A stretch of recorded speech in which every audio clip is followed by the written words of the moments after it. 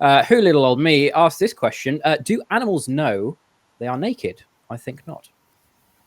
The reality is they're not naked.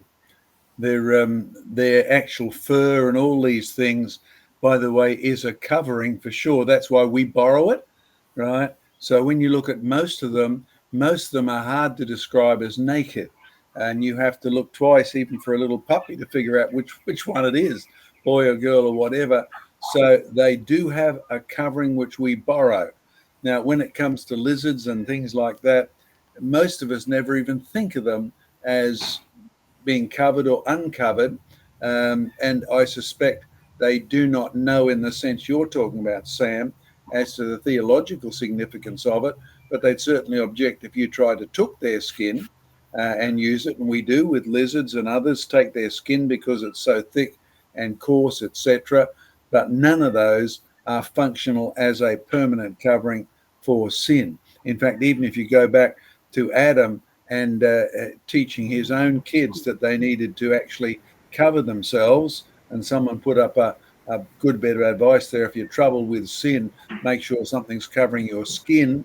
That's a real issue on Australian beaches, where it's become a habit to almost wear nothing, as if the body was without sin or the mind was without sin. The problem is in both, by the way. Girls, don't blame the guy for having a dirty mind. I'm afraid you have one as well, and he has one, and we all need to help each other in this regard.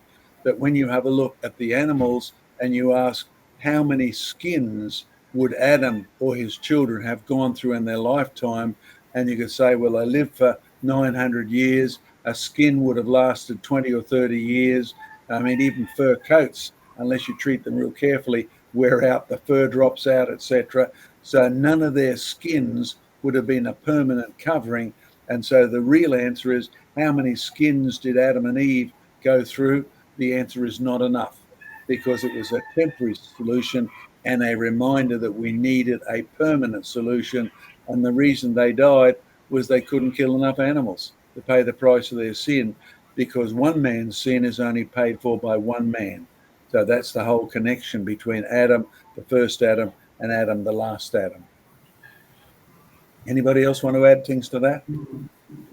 But one thing I was thinking during the presentations was, why did Adam and Eve sew together fig leaves and not an animal skin? Well, God hadn't given them permission to kill animals at all. Only God could take that step initially to do so. So good point, Craig. Yes. And as I said, it probably wasn't a good idea, because I've used fig leaves, and some of them are called they're called sore leaves because they actually cut you. They're so rough. Sandpaper, some of them. I can see you nodding over there, Glenn. Yeah, they're irritating.